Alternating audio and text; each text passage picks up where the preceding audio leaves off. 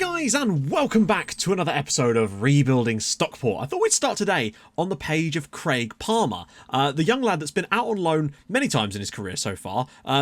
He did a little spell at Barnet, did well. He did well when he was at Cardiff Met Uni. He played one game for us, and that was against City in our first game against City in the Premier League, and he actually scored for us in that. Did well at Bristol Rovers, got 18 goals in the Championship for Nottingham Forest the following season, again in the Championship. This year, he's got 20 goals for Brentford in the Championship. The guy has got goals to his game. He's 21 years old, and he's already got 53 league goals to his belt. And to me, that suggests that next year, this guy's coming back and he is playing for us. Maybe not starting, but he's definitely going to be a role involved around the squad. He's now worth £17 million due to increasing his reputation and playing well for Brentford. He's got a lot of attributes that I like, and I feel like this guy will definitely get some game time for us next season. That is for sure, particularly as we'll be fighting on... Is it just me, or has Bruno Bridges' value risen dramatically recently? £6 million for a League One standard player? Well, bear in mind, he counts as an English homegrown player, and he's got a lot of Premier League experience now. And I think that kind of takes into advance. And like some people said in the comments as well, the fact that he has captained us in the Europa League has probably brought a lot of attention to him. And that would explain Bruno's and he has got quite a long contract too. So his value is based around that. But it doesn't matter because I ain't selling him. Words per minute. Gilmore girls talk really fast and so do you. Yeah, I know. People always say it, but at the end of the day, it's just how I talk. I'm not going to try and change the entire speech pattern. You know, I do apologise particularly for non-native English speakers. I know it can be hard to listen to me sometimes on that, but that's just how I am, innit? Miller must have watched replays of that Svenny performance against Bayern from the B67 days. The Svenningson 5 goals against Bayern Munich was, I think it was in the first half as well, was one of the sweetest moments in FM. That just came out of bloody nowhere. Now, games off camera. Let's get into those because we've got Stuttgart and a Bristol City game in between. It's going to be another fairly long one, but I hope you guys are enjoying these episodes at the moment. I am knackered today. This is the third one of these I've recorded. So we went to Stamford Bridge and got absolutely humped. It's fair to say. No two ways about it. Pelés, Fernandez, Ibrahimovic and Gurovic, we were nowhere near this game. Injuries to Abasolo did not help. Liam Miller was red carded in the 93rd minute. He got two bookings. He got a booking in the 92nd and 93rd minute and got himself sent off. Absolutely ludicrous behaviour from the guy. And a 4-0 defeat to Chelsea. Chelsea are just next level. I don't know what's changed between when we beat them 3-0 earlier this year and the fact that they're just able to absolutely hump us right now. Now, it might have something to do with the fact that we were so knackered that we had to play a back two of Gray and Dendoncker in this match, and I think that really does make a difference. Thankfully, though, after a little bit of a break for some of our players, however, some of them couldn't play because they all came back knackered from international duty, which was just brilliant. It really, really was. Pedro was so knackered that he wasn't able to play in either this game or the next one. He came back and he had 60% condition, and with these games only being 3 days apart, we were really in a problem. Thankfully, Josef Bajza was able to do enough to give us the win over West Ham. This could have been it was a fairly even game in all fairness. Lazaro was spectacularly good out on that right, but Bajza did get the goal that won the match for us. So fair play to Bajza. He got the goal, gets the credit. A good performance all round, but yeah, maybe could have done with a couple more goals. But the point is we got away with it and got the clean sheet. And then in our next match, it was just a case of, I don't even know where this one came from. It was a good performance, fine, but... yeah, 6-1 is crazy. Liam Miller and Zé Maria tore them up. It was one of those games where Liam Miller and his right-wing partner were just completely on it. Zé Maria with the 3 assists. I think all 3 of Liam Miller's goals were assisted by Zé Maria. And Liam Miller scores himself a hat-trick in the Premier League. Mental stuff. Also had a goal for Josef Bajza in there to start things off. One for Sloughy and a Bernardoni own goal, which was actually a Liam Miller shot that hit the post, hit the goalkeeper and went in. So he could have had 4. Somehow, despite all of that, we still managed to concede a goal off of their only shot on target, because it wouldn't be one of our games without that happening, and Kingsley Roche got the goal. But 6-1 over Aston Villa was great, considering we were missing players again. A back two of Gray and Noss. That's not what you'd expect in this one too. And in the last game, you might have noticed, Bednar actually had to play as an inside forward due to Pedro not being fit and Miller being suspended, and we still managed to get the win. Maybe we'd have played better if we'd actually had a player in that position, but there you go. And then we managed to go and get a 0-0 draw at the Tottenham Hotspur Stadium, as the game has called it, which is a fantastic name. It just rolls off the tongue. And honestly, I think we were good value for the draw. I think we could have maybe won this in places. We had some opportunities, as did Spurs. Thankfully, Wilson bailed us out, though, by saving a penalty and earning us a point. And this is huge, because if Spurs had won this, they'd have gained those 3 points on us. And the fact that we've kept them at bay is really, really big, as they're our biggest rival, them and Arsenal, for that Champions League spot. Because I have a feeling we're going to end up 4th in the end, with Liverpool and Man United just churning through teams at the moment. Although Arsenal did lose to Chelsea, so that's been helpful to us as well. And all of that leaves the league looking like this. We have wrapped up Europa League qualification. We've got 66 points on the board now. We are currently 6 points above Spurs with 5 games to go. It's looking pretty good because we've got... The only really difficult game we've got left is Manchester City at home. So the other thing, and this is massive, I decided to try and get Pedro on a new deal, and we got rid of the release clause. So Pedro is wanted by Barcelona now, but he no longer has a release clause. His money is the same. I just upped his appearance bonuses and stuff like that, and actually removed some other clauses too. And the best thing is, if they do want him, they're going to have to pay, I don't know, 150 million? If they genuinely want Pedro, they're going to have to give me moon money for him now, which is very, very nice. It gives us a bit of security, and I'm trying to get those contracts into other players, but it just ain't happening. I tried the same thing with Morgan Roussel. They actually wanted a lower release clause and more money. Why would I do that? The other thing is, we won the Checker Trade Trophy. Can you believe it? I can't believe that's actually happened. We didn't even win it when we were in the Checker Trade Trophy, and now our under-23s were able to win it. We beat Spurs 2-0 in the final, so that's good. Let's get into Stuttgart today. There really is no two ways about this. We've just got to go out and do it. We're at home first, which is, I don't know whether that's good or bad or not. I've whipped that around. Again, we don't want Liam Miller up top. We want Josef Bajsa, obviously. Bajsa, Pedro, Lazaro because Abasolo's injured. Mello, Slawi and Bofa, nice first choice there. Dimitrov in because Kamil Bednar, hey, 6 weeks injured again, because of course he is. Roussel and Makenga with Durand. It's about as strong as we could possibly field with the exception of Kamil Bednar. So I'm alright with that. We're really lacking much in the way of bench because of the injuries here. The Bednar injury, Abasolo. Okay then, let's get into this. I think we can definitely give them a go. That's all I'll really say on it. Let's try. We've currently lost 1 game in Europe all season out of, what, 10? So 9 wins and 1 defeat so far in Europe. Obviously, it's going to get more difficult now, but Dimitrov bombing forward there with Pedro as well. See what we can do. Pedders. I don't know if that's I think it's a cross, but still. Oh, now Dimitrov's injured. What is it with our left-back spot and getting injuries? My God. All right.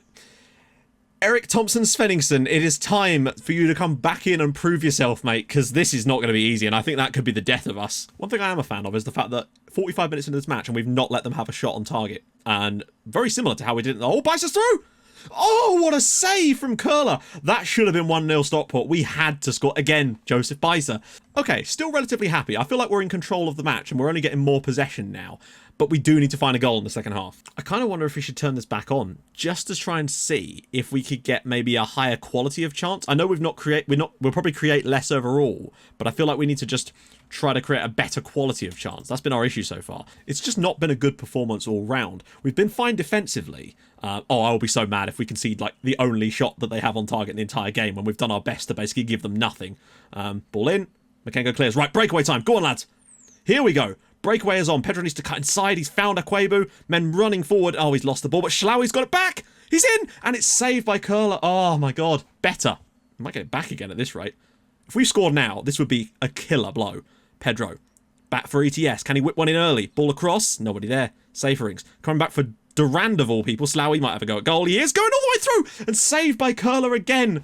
Like gilt-edged chances. And as a result, the game's kind of just fiddled out into nothing. But a 0-0 draw, no away goals is kind of key. So a score draw would still see us through. But we have to go to Germany now. This is going to be tough. Right, guys, we're back. And yeah, we beat Bristol City by 3-0. I was actually pretty impressed with this one, to be honest, because we had to rotate the squad quite heavily. Just because players, you know, just getting knackered. We're playing so many games at the moment. I'm amazed we've even managed to contend for as long as we have with the sheer amount of games this team has had to play. I don't think we were ready I think we were ready to fight the first part, but I don't think we were ready to go this deep into the Europa League, in all honesty. So much so that, as you can see, John Pirot had to start this match, and he actually got an assist for Miller's goal, our third one. Bajsa gave us the lead. Akwebu scored a free kick. It was 3-0, comfortable as you like.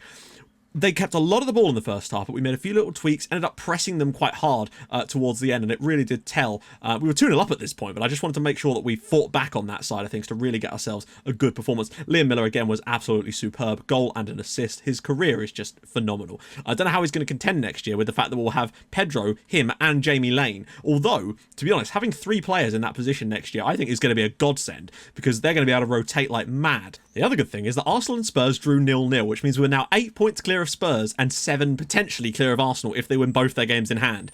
So we're really looking good now for, I think we're 4 games to go, something like that. Might not be 4, might be 5. Nope, tell a lie, we have 4 games left and we are currently 8 points above Tottenham, and well, technically 13 above Arsenal, but if they were to win both of their games in hand, then they would, of course, be 7 points behind us. But I think we're in a really good position now to qualify for the Champions League very, very soon, and that is so nice to feel. Hopefully, though, we'll be fighting on a different front, and we can maybe we can rest some players in the league if we've sorted that out, but I still think Liverpool will finish above us. Anyway, Stuttgart. So we'll switch things around, obviously, because this competition is never-ending. Baisa is going to have to play again, of course. Pedro at left side, Lazaro on the right, Melo, Slawi and Bofa, at least these guys are back. Dimitrov, Roussel, Nos and Durand. Durand will be playing. Louis Molden actually had to play against Bristol City because Wilson picked up a slight injury. He is back, though, which is good. So, bench. There really is so few options because of the injuries and stuff right now. So, bench, Bruno Bridges, Makengo, Akwebu, Miller, Piro, Dyer and Gaddice. Let's crack on. But all in all, we've just got to go out there. If we score a goal, things could get interesting. That's all I'm really hoping for. But I think this one might be a bridge too far. We'll see, though. Lazaro, maybe he can put Pedro in. Miller's available off the bench, maybe, for a second half run of him and Lazaro. I don't know. We'll see, though. Oh, I'm nervous about this one, lads. And then the other ties. So, Nice are 2-1 up over Celta, and Leicester and Dortmund are 0-0. Sorry, 1-1 in their tie. So it's very, very tight across the board, frankly. It's been nothing happening at all. This is the first highlight I've actually seen in the game so far. Quaber's in, blocked, Mello! Oh, deflects out. And that's the first highlight of the match. This has been tight as anything. This could go to extra time, I feel. Okay, things are apparently waking up a little bit now. If we could just play as well as we did in the first... Oh, that's bad. I mean, the fact is we've already given them... Oh, no, no, no, no, no. Come on. Jochen Wittek there. And, well, I mean, we didn't give them a single shot on target in the home leg. And I don't know what this is at all. Like, the ball's coming down. Just bring it down. What is that? Why would you head it when it's on the floor? Capurro... And then... Oh, they get all their wires crossed and he can't keep it out. I don't know what he's playing at there, Dimitrov. That's shocking defending. Like, sometimes they'll head it for no reason. I accept that. It happens. It's really frustrating when it does because they could just bring it down on the chest or whatever, but fine. But the ball had already hit the floor and he's tried to head it. Why? But an equaliser, that changes everything. That makes us go through, essentially. A 1-1 is fine by me if we can get it. Akwebu. Out wide for Pedro. Nice ball. He's got men running. One of them is Lazaro's header. It's wide. It's just... Yeah, right. Akwebu. Ooh, wow. Pinging it about in the midfield here. Mello, bringing it forward. That's what I like to see. Oh, lovely for Pedro. Can he get the shot away? Oh, he's missed as well. Okay, so we've definitely improved towards the end of the first half, but we should have... We've had the chances to be level in this game. It's not a case of dominating one area like it was last time. They're actually looking a lot better. Regardless, though, a single goal sends us through. Somebody be a goddamn hero for us right now. Somebody step up and be our European dream lord right now. We just need someone. Pedro's had chances today. We just, maybe an early sub and get Miller on instead. Oh, getting a bit fancy with it, are we? Akwebu. Now's not the time, lads. Melo is a long-range strike on the end of this, isn't there? Oh, he slipped it through. Yes! That is a wonderful equaliser. Pedro's 25th goal of the season. He has now worked his way back to being our top scorer again. David Mello. I thought for all the world as though David Mello was going to hit this from range, but he almost like he shapes to shoot and then just slides it through for Pedro. One touch, bang. Not even any touches, in fact. 49 minutes, we're straight away level in the night. Right, back to positive, I think. If we score a second goal, that would be quite the thing. We played much better than this in the first leg. Actually, no, to be fair, we've created better quality of chances in today's game, and I think that's why we've got that goal. Pavard. Oh, he's lost it!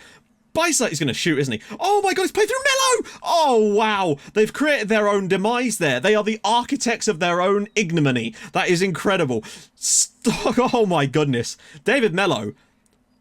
Did I say someone to step up and be... This is woeful from them there, but what about this for Josef Baisa? Look at that for a reverse pass. Thunderous effort from David Mello. He has been the hero I did not expect to step up and assist in a goal in as many minutes. Oh yes. Get your block in. Wittek. Come on, please don't. Oh, come. How is that guy still on the pitch? He's literally walking wounded and he's somehow still winning headers and bloody hell.